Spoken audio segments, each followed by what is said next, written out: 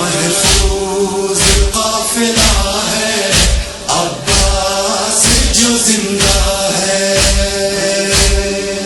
قافلہ ہے عباس جو زندہ ہے، ابھی دور کربلا ہے، ابھی دور کربلا ہے، ابھی دور کربلا ہے، عباس جو زندہ ہے، جو زندہ ہے، عباس جو زندہ ہے۔ اب سے 40-50 برس پہلے میرا مطلب ہے آل سعود نے ایک مرتبہ کہا کہ ہم قبر کو منتقل کرنا چاہتے ہیں حضرت عبداللہ کی۔ اب تمام میڈیا والے پہنچنا چاہتے تھے کہ کیا ہوگا، کیسا ہوگا، قبر کھودیں گے، کچھ کس طرح سے بے حرمتی نہ ہو۔ تو یہاں تک ہے کہ بہت سے لوگوں نے کہا کہ کفن موٹے کپڑے کا تھا، جو پرانا کپڑا ہوتا تھا، آپ کی ریش مبارک کے بال تک نہیں جھڑے تھے اور ویسے ہی بچی و خوبصورت تھے جیسا بتایا جاتا ہے کہ جناب عبداللہ سب سے زیادہ خوبصورت تھے، خاندان میں بہت خوبصورت تھے۔ تو قبر کو منتقل کرنے کے بعد بتایا نہیں گیا، لیکن انبیاء اور ائمہ علیہ السلام کی قبروں کو کھودنا گناہ کبیرہ میں سے ہے۔ اب یہ اسی کو سمجھایا جا سکتا ہے جس میں ایمان ہو۔ لیکن حضرت عبداللہ سے متعلق کہ بھی 1400 سال بعد جب قبر مطہر کو کھولا گیا تو آپ کا چہرہ ویسا ہی نورانی تھا، ریش مبارک ویسی خوبصورت تھی جیسا تاریخ نے لکھا ہے کہ آپ وجیح تھے۔ جب چلتے تھے تو لوگ رک کے پوچھتے تھے یہ آسمان سے نازل ہوئے ہیں یا زمین کی مخلوق ہے؟ جس وجود کے اندر جناب حبیب خدا سے وابستگی ہو وہ ایسا ہو جاتا ہے۔ عزیزان گرامی، اجداد میں سب سے زیادہ خوبصورت جناب عبداللہ کے متعلق ملتا ہے کہ سب سے خاندان میں خوبصورت، پھر حضرت حمزہ، اور پھر بعد میں جس خاندان میں سب خوبصورت ہوں۔ جملہ کہہ گیا جہاں سب خوبصورت ہوں کہ خود صحابہ پوچھتے تھے یا رسول اللہ، آپ کہتے ہیں کہ کائنات میں سب سے خوبصورت یوسف گزرے تھے، ہم جب آپ کو دیکھتے ہیں تو جو مشرک بھی دیکھ کے جاتا ہے واپس آ کے پوچھتا ہے یہی محمد ہے؟ اتنے خوبصورت ہیں آپ۔ کہا اگر میرا بھائی یوسف بھی میرے ساتھ چلے تو لوگ اسے نہیں دیکھیں گے، مجھے دیکھیں گے۔ کہا یا رسول اللہ کیوں؟ کہا مجھ میں کشش زیادہ ہے، انا اجذب منہ، مجھ میں جذابیت، کشش زیادہ ہے، اٹریکشن زیادہ ہے۔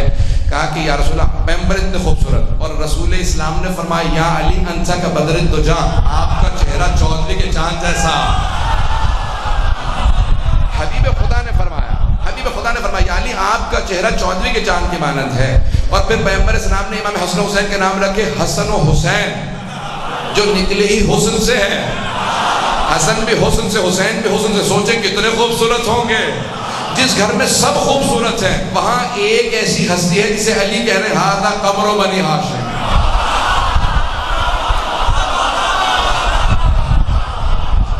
جہاں پورا خاندان خوبصورت ہے، جہاں اتنے خوبصورت ہیں کہ ہر آدمی پوچھتا ہے زیادہ خوبصورت کون ہے، لیکن وہاں امیر المؤمنین کا مولا کے چند القاب ہیں حضرت عباس کے۔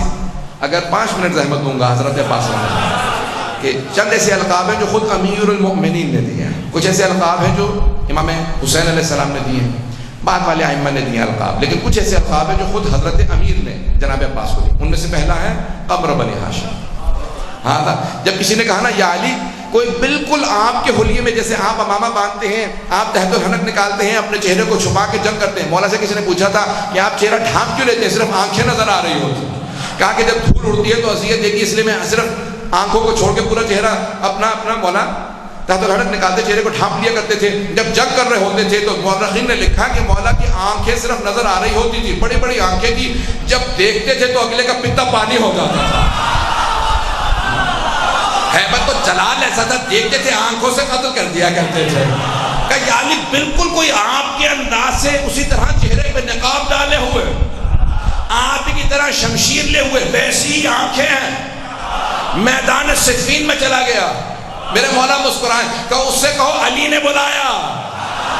جب واپس آئے تو دور سے آ رہے تھے، جناب عباس کی زلفیں بہت طویل تھی، سیاہ بال تھے، آنکھیں بہت خوبصورت تھی، تو ابھی چہرے پہ نقاب تھا، کچھ بال چہرے پہ رنگ گولا تھا۔ مولا نے دور سے دیکھے کہا ھذا قمر بنی ہاشم، یہ بنی ہاشم کا قمر ہے، یہ بنی ہاشم کا چاند ہے۔ تو جناب امیر نے کہا قمر بنی ہاشم، اور باب الحوائج بھی خود جناب امیر نے کہا۔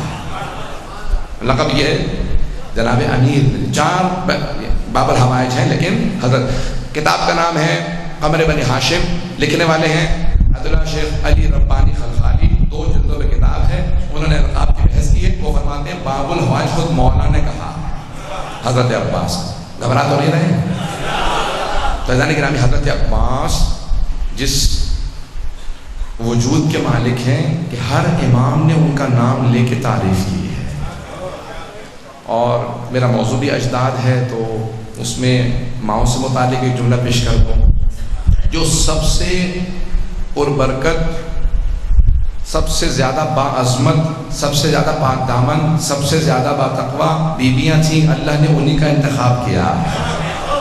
حضرت سارہ نبی کی بیٹی ہیں، نبی کی زوجہ ہیں، نبی کی ماں ہیں، نبی کی بہن ہیں، لیکن اللہ نے کہا سارہ آپ سے ایک بی بی افضل ہے تقوی میں، نام ہے ہاجرہ، کیونکہ آپ سے افضل ہے۔ اب وہی اجداد رسالت مآب میں آئیں گی، ماؤں میں جب آئیں گی تو حضرت ہاجرہ، پتہ نہیں میں بات پہنچا پایا ہوں یا نہیں پہنچا پایا۔ اب سوچئے جناب ام البنین کا مقام کیا ہوگا، اب سوچئے کہ جناب امیر علیہ السلام سوال کریں، ارے مولا سے زیادہ کوئی دنیا میں جاننے والا تھا؟ یہ سوال کر کے مولا دنیا کو پیغام بھیجوا رہے ہیں۔ میں عقیل سے پوچھ کے تمہیں سمجھا رہا ہوں کہ سوچو مجھے کتنا شوق ہے کہ عباس جیسا وجود مقدس، وہ امیر المومنین جن کے حسن حسین جیسے بیٹے ہوں، وہ تہجد میں دعا مانگے پروردگارہ ایک ایسا بیٹا دے جو کربلا میں میری نمائندگی کر سکے۔ مجھ سے درخواست کی گئی تھی کہ چند جملے میں حضرت عباس سے متعلق پیش کر دوں۔ تو حضرت ام البنین، نام فاطمہ ہے، میں پیش کروں گا، کچھ اور میرے ساتھ اگر ساتھ دیں گے۔ حضرت ام البنین کا نام بھی فاطمہ ہے، نام فاطمہ ہے۔ فاطمہ کے علاوہ خاندان بہت بڑا، حزام سردار تھے بہت بڑے اپنے قبیلے کے، ان کی بیٹی ہیں حضرت ام البنین۔ ان کے بھائی ماموں اجداد بہت جنگجو شجاع تھے، 2 چیزوں میں مشہور تھے، شجاعت میں اور وفاداری میں۔ تو جناب امیر علیہ السلام نے صرف اس لیے اظہار کیا تھا جناب عقیل سے تاکہ معلوم ہو جائے میں کن صفات کو دیکھ رہا ہوں آنے والے میں۔ کہا مجھے ایسا بیٹا چاہیے جو شجاع بھی ہو اور وفادار بھی ہو۔ دنیا میں جب بھی مثال دی جاتی ہے تو حضرت عباس ہی کی مثال دی جاتی ہے، تو کہا کہ ایسا بیٹا چاہیے جو وفادار ہو۔ کہا پھر اس خاندان سے بہتر خاندان میں جب آئی نا جناب ام البنین تو جناب امیر نے آواز دی کا فاطمہ، تو جناب ام البنین نے سنا، پھر بیوی کے بیٹوں کو اور بیٹیوں کو دیکھا، اور ایک مرتبہ جناب امیر سے درخواست کی، کہا مولا کچھ درخواست کر سکتی ہوں؟ کہا ام البنین کیا درخواست ہے، کیا بات ہے؟ کہا مولا مجھے آئندہ فاطمہ نہ کہیے گا۔ کہا آپ کا نام فاطمہ ہے؟ کہا لیکن جب آپ کہتے ہیں نا فاطمہ تو میں نے دیکھا ہے کہ بیوی کے سارے بچے، دونوں بیٹے دونوں بیٹیاں فوراً ماں کو تلاش کرنے لگتے ہیں، ان کی آنکھیں تڑپنے لگتی ہیں، بس فاطمہ سنتے ہیں جیسے آنکھیں پیاسی ہیں، فوراً ماں کو تلاش کرتی ہیں۔ تو کہا مجھے فاطمہ نہ کہیے گا، تو میری درخواست ہے آپ سے۔ مولا نے کہا پھر آج سے میں آپ کو لقب دے رہا ہوں ام البنین۔ ام البنین یعنی بیٹوں کی ماں، شیر جیسے بیٹوں کی ماں۔ بیوی کے 4 بیٹے ہیں، چاروں میدان کربلا میں شہید ہوئے ہیں۔ جب جا رہے تھے نا کربلا کے لیے تو بیوی نے ایک جملہ کہا تھا، عباس، جعفر، عبداللہ، عثمان، سب کو بلایا، کہا میرے بیٹو اگر تم میں سے کوئی مارا گیا نا میں کہوں گی میرا ایک بیٹا کم تھا، لیکن زہرا کے لال پہ آنچ نہ آئے، میں کبھی دودھ نہیں بخشوں گی، کہ میری ساری اولاد قربان حسین ابن علی میں۔ 2 دن سے میں مسائل پیش کر رہا ہوں، میں ہر روز غور کرتا ہوں، پرسوں بھی چند افراد بے ہوش ہو گئے تھے۔ ابھی ساری لائٹیں نہ بجھائیے گا، میں چند جملے ایسے پیش کروں گا جس میں مجھے ضرورت ہے دکھانے۔ اگر سنیں گے آج تو میں حضرت ام البنین سے متعلق، میں پوری شہادت نہیں پڑھوں گا، میرا وعدہ ہے آپ سے۔ میں نے دونوں دن غور کیا ہے کہ بہت سے نوجوان، بہت سے بزرگ برداشت نہیں کر پاتے، سنیں گے آج میں جناب ام البنین سے متعلق جملے پیش کرنا چاہتا ہوں۔ جب بیوی کو خبر ملی نا، بشیر ابن جزلم نے اعلان کیا مسجد نبوی میں، الا یا اہل یثرب لا مقام لکم بہا قتل الحسین بکربلا، اے مدینے والو اب مدینہ رہنے لائق نہیں رہا، نواسہ رسول حسین مارا گیا۔ البتہ انہوں نے نہیں کہا نواسہ رسول حسین، کہا حسین، قتل الحسین بکربلا، حسین کربلا میں مارے گئے۔ بیوی نے جیسے ہی سنا نا حسین کربلا میں مارے گئے، فوراً اپنے پوتے کو بلایا، 7 برس کے تھے، کہا مجھے فوراً مسجد نبوی لے چل۔ بیوی کی آنکھوں میں موتیا اتر آیا تھا، اس وقت بیوی دیکھ نہیں پاتی تھی، ہاتھ میں عصا لیا، سر پہ برقع لیا، پوتے کے کاندھے پہ ہاتھ رکھا، کہا مجھے مسجد نبوی لے چل۔ ایک مرتبہ مسجد نبوی میں آئی اور آنے کے بعد ایک جملہ کہا بشیر یہ کون سا حسین مارا گیا؟ جیسے سوال کیا نا کون سا حسین مارا گیا، تو بشیر نے پلٹ کے کہا بیوی آپ کو نہیں معلوم، نواسہ رسول حسین مارا گیا، علی کا لال حسین مارا گیا، زہرا کے دل کا چین حسین مارا گیا۔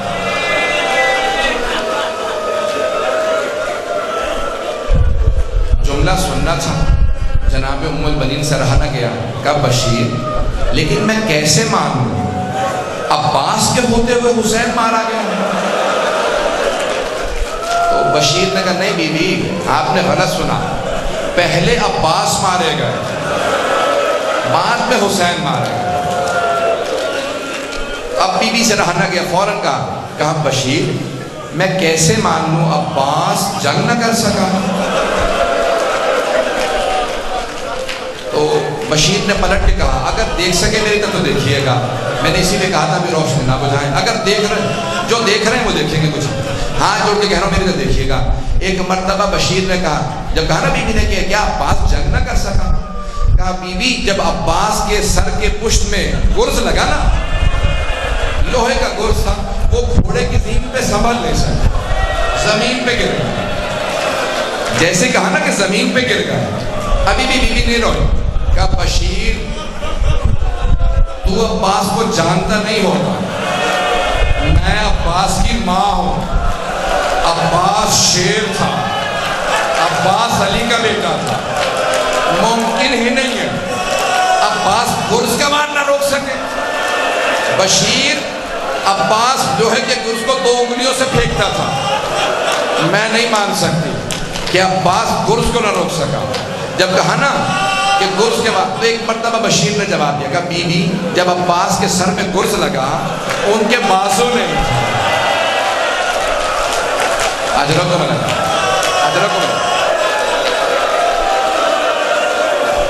جہاں تک آواز ہے۔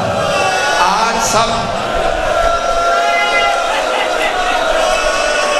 سب جب قرصہ دیں گے نا 3 بیویوں کو قرصہ دیجیے گا، پہلی جناب ام البنین ماں کو قرصہ دیجیے گا بیٹے کا، دوسری بیوی جناب زینب کبریٰ، بیوی کو بڑی محبت تھی حضرت عباس، اور تیسری جناب سکینہ بنت۔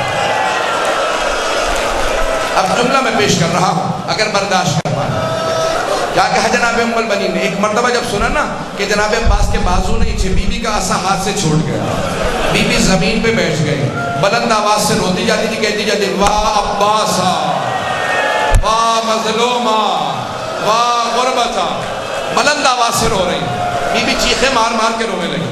اب بشیر سے رہا نہ گیا، کہا بیوی کیا بات ہے، آپ سے برداشت نہیں ہوئی بیٹے کی شہادت؟ کہا نہیں بشیر لیکن تو نے میرا کلیجہ چھلنی کر دیا، بشیر میرے سارے بیٹے حسین پہ قربان، مجھے اس بات کا اتنا افسوس نہیں لیکن ایک بات کا بہت افسوس۔ بیوی کس بات نے رلا دیا؟ کہا بشیر جب کوئی شہ سوار گرتا ہے نا وہ ہاتھوں کا سہارا لیتا، بشیر تو کہہ رہا جب میرا بیٹا گرا اس کے بازو نہیں تھے، بشیر میں سوچ یہ رہی تھی جس بات نے مجھے رلایا، جب میرا بیٹا گرا ہوگا اس کا چہرہ پہلے لگا تھا یا اس کا سینہ لگا؟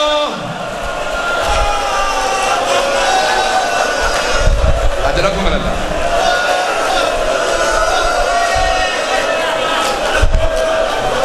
میں بھی مسائل پڑھوں گا، کوئی بخل نہ کرے، آج کوئی بخل نہ کرے، آج علم برآمد ہوگا نا تو کہیے گا بی بی ام البنین آپ کے بیٹے کا بڑا صدمہ ہے۔ کیا کیا جناب ام البنین نے؟ آواز دی پوتے کو، کہا ذرا کچھ دیر کے لیے مجھے جنت البقیع لے جائے۔ سنیں گے جیسے بی بی جنت البقیع آئی نا ایک قبر کی پائنتی میں بیٹھ گئی، کہا بی بی میرے عباس کو معاف کر دیجیے، بی بی میرے عباس نے بے وفائی نہیں کی تھی، بی بی پہلے میرا عباس مارا گیا، بعد میں آپ کا حسین مارا گیا، بی بی لیکن آپ کو آپ کے حسین کا پرسہ دینے آئی اور معافی مانگنے آئی ہوں، آپ کی بیٹیوں کا پردہ نہیں بچا کیونکہ میرا عباس نہیں رہا تھا۔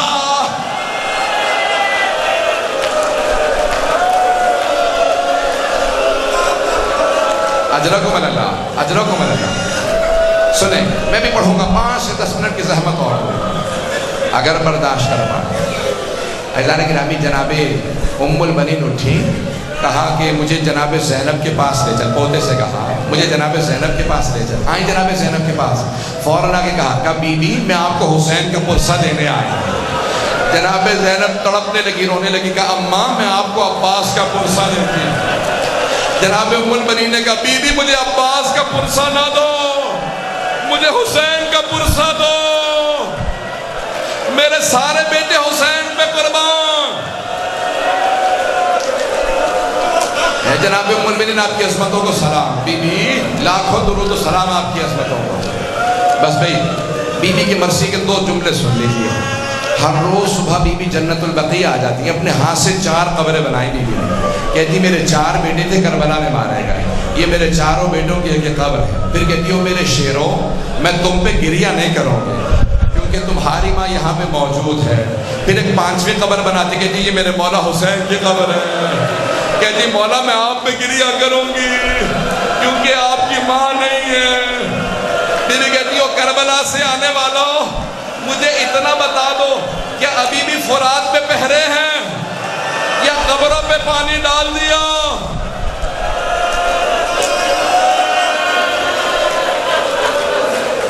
بس بھئی تمام کر رہا چند جملے سن لیجیے، چند جملوں کی زحمت۔ ایک بہت بڑے عالم تھے، کربلا میں مجلس پڑھ رہے تھے، مجلس پڑھتے پڑھتے انہوں نے یہ روایت پڑھ دی، اور روایت ہے کہ جب جناب عباس کے دونوں بازو قلم ہو گئے تو اوپر ساتھ نے کہا کوئی آگے بڑھو، عباس کو مار دو۔ کہا نہیں یہ شیر ہے، ہم سے کوئی آگے نہیں جا سکتا۔ کہا پھر کیسے ماریں گے؟ کہا جتنے تیر انداز ہیں سب کو بلا دو۔ کہا جناب عباس ابھی بھی سوار تھے، بازو نہیں تھے، ان سب نے تیر لگائے اور چلانے لگے، پورے جسم میں تیر پیوست ہو گئے، سینے میں تیر تھے۔ جب تیر لگ رہے، میرے دیکھیے گا، جب تیر مار رہے تھے نا تو اچانک وہ روایت پڑھ دی کہ ایک تیر جناب عباس کی داہنی آنکھ میں لگ گیا، داہنی آنکھ میں تیر لگ گیا جناب عباس کو۔ یہ جملہ کہا امام حسین کے حرم میں نماز پڑھاتے تھے آیت اللہ یہ شیخ یحییٰ یثربی، وہ بے ہوش ہو کے گر گئے۔ جب ہوش میں آئے گا بلاؤ اس عالم کو، بلاؤ اس ذاکر کو۔ کہا کیوں روایت پڑھی؟ کہا آقا کتابوں میں ہے، کہا آئندہ نہ پڑھنا، میں تو بے ہوش ہو گیا تھا، اگر کوئی کمزور دل کا ہوگا وہ مر جائے گا، آئندہ نہ پڑھنا یہ روایت۔ لیکن آیت اللہ یحییٰ یثربی کہتے ہیں میں اٹھا اور حرم حضرت عباس میں گیا کہ مولا مجھے معاف کر دیجئے گا، میں نے آپ کے ذاکر کو مسائل پڑھنے سے منع کر دیا، لیکن مولا مجھے پتہ نہیں روایت مستند ہے یا ضعیف ہے، پتہ نہیں آپ کے تیر لگا تھا نہیں لگا تھا۔ آیت اللہ یحییٰ یثربی کہتے ہیں میں اس رات گھر گیا، میں نے خواب میں حضرت عباس کو دیکھا۔ کہا شیخ تو نے کیوں روکا میرے ذاکر کو؟ کہا مولا مجھے پتہ نہیں آپ کے تیر لگا تھا نہیں۔ کہا میرے رونے والوں سے کہنا میری دائیں آنکھ میں تیر لگا تھا۔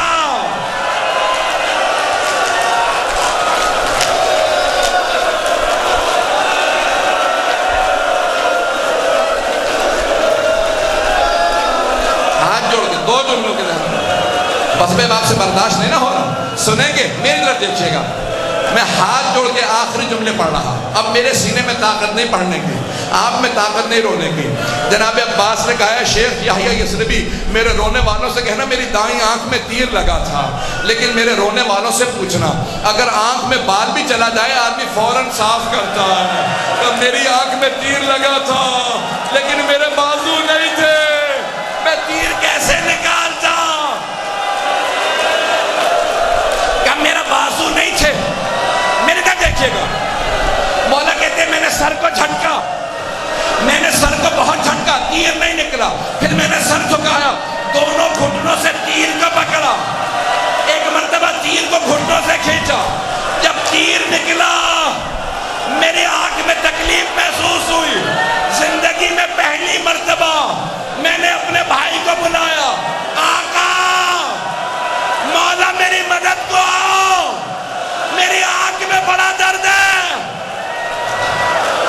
وَسَيَعْلَمُ الَّذِينَ ظَلَمُوا أَيَّ مُنقَلَبٍ يَنقَلِبُونَ. بس بھئی علم برآمد ہو گیا. میں صرف ایک جملہ کہوں گا. جب بھی باب الحوائج کو واسطہ دیں گے تو مولا کے دو واسطے بلکہ تین واسطے. ایک تو ان کی ماں کا واسطہ. جناب عباس کو ماں سے بڑی محبت تھی. اگر دعا پوری نہ ہو کہ مولا آپ کو آپ کی ماں کا واسطہ. ہماری دعا کو رد نہ کیجیے گا. آج سارے ظہور امام زمانہ کی دعا مانگیے گا. دوسرا کس کا بہت زیادہ مولا کو پاس تھا؟ جناب زینب کا. لیکن تیسرا پاس کس کا تھا؟ میں جس جملے کے ساتھ آپ کو زیارت کے لیے کہوں گا. جب میں مکمل کر تو سب کھڑے ہو جائیں گے, زیارت کر لیجیے گا. کس کا پاس تھا؟ 3.5 برس کی بچی. جب مولا حسین علم لے کے واپس آئے تھے نا جناب عباس کا, تو بی بی نے سوال کیا, بابا آپ علم کیوں لے کے آئے؟ میرے چچا عباس کہاں؟ تو مولا نے نہیں بتایا, شہادت ہو گئی. کہا بیٹی وہ فرات کے کنارے سو گئے. جب شام غریبہ آئی نا اور شمر نے بیوی کو تماچا مارا, بیوی نے فوراً فراق کا رخ کیا. کہا چچا عباس آ جاؤ, چچا واپس آ جاؤ, اس ملعون نے مجھے تماچے مارے. رو رہی ہے سوچ کر,